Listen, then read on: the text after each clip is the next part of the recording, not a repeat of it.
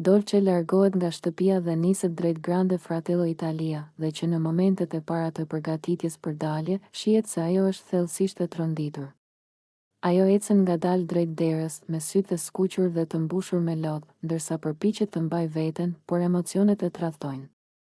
Kur dëgjohet zëri i produksionit që e thërret përfundimisht, Dolce nuk arrin më të frenojë asgjë. Ajo shpërthen në lodh duke i thënë banorëve se do t'i mungojnë dhe se nuk e ka menduar kur vërtet se ky moment do vinte kaq shpejt.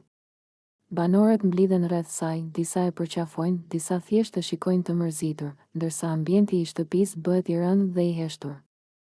Ajo shikon edhe një herë mbrapa, sikur po përpiqet të ruajë çdo detaj të shtëpisë, pastaj hap derën dhe largohet. Ndërkohë, Eddie, i cili e ka ndjekur çdo hap të saj nga ana tjetër e dhomës, nuk mund ta fshehë sa shumë e prek kjo situatë. Ai qëndron i ngrirë për pak çaste, pastaj ul kokën dhe e mbulon fytyrën me duar. Lotët i rrëshqasin ngadalë, edhe pse ai përpiqet t'i fshijë menjëherë. Banorët vërejnë se sa shumë është prekur ai, por ai nuk dëshiron të flasë, thjesht duket i zhgënjur, i boshatisur dhe i trishtuar nga ikja e saj. Në fund, atmosfera në shtëpi mbetet tepër e rënduar. Banorët komentojnë nëpër vete se Eddie po e përjeton shumë fort largimin e Dolces.